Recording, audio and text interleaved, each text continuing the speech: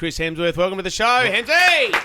Hey, how are you? Now, there's whispers going around that this all started in a Sydney pizza bar this time last year when people started talking, you know what we should do? We should take Australia to the Super Bowl. Were you in those discussions, the initial ones, Chris? No, I'd love to take credit for that.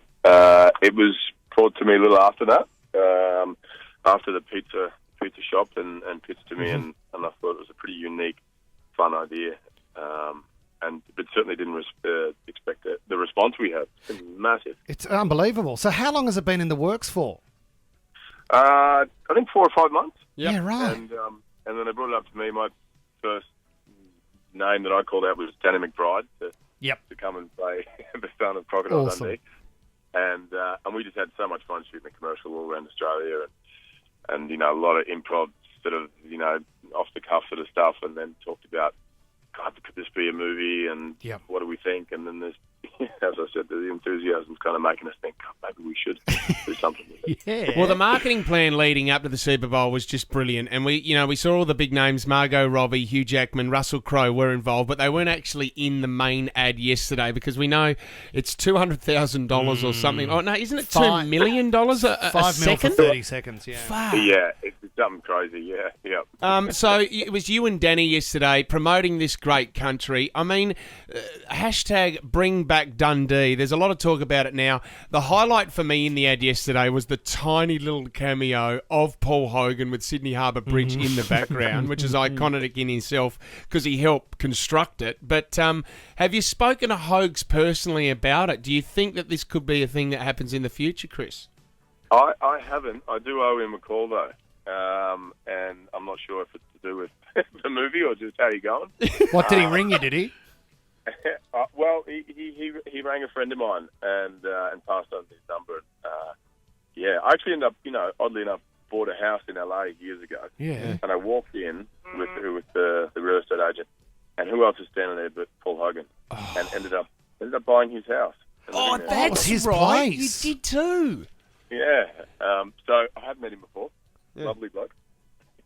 I reckon you did well in terms of the campaign too, Chris, to keep the whole thing a secret and still, deliberately things were leaked to the point of yesterday. But when you were filming on Sydney Harbour and you're in one of those jet boats, they did well not to have paparazzi around you and following because, everyone was involved. There was secrecy around it. Yeah, I think there was a couple of people, a couple of paparazzi at one point, but I don't think they knew what we were doing. And then there was talk of kind of, at one point we were going to go on talk shows and have to lie about the whole thing. And I thought, it's a little dangerous if we get caught out in that position. Sure. So we just let the internet sort of do its thing and keep distance from it. And it worked out fantastic because some people were suspicious, some people didn't know, and it created a great momentum. Mate, whispers going around as well that you've said this. I don't know if it's true or not, but there's talk that you might be hanging up the hammer. Thor, you're getting sick of Thor. It's like Hugh Jackman with Wolverine. There's only so much fitness work that you can do before each movie. What are your thoughts on that, Chris?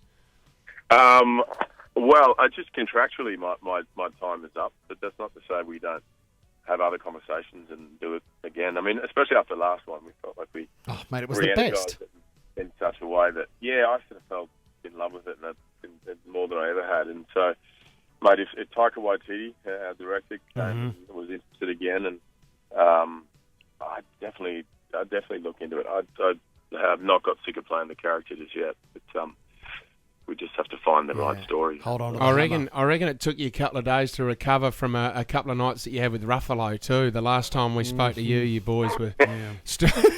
We looked a little dusty, didn't we? Yeah. It was a jet lag. Sure it was. Hey, just quickly before you go, one little question. Is it true that was the first time that you'd filmed with your brother before? Is that correct? I'd done a little sketch for Jimmy Kimmel a few years ago. Yeah. But the second time, yeah. So, Liam, were you getting stuck into him on set? Were you boys getting stuck into each other? No, we shot that on 2 different continents. I think, right.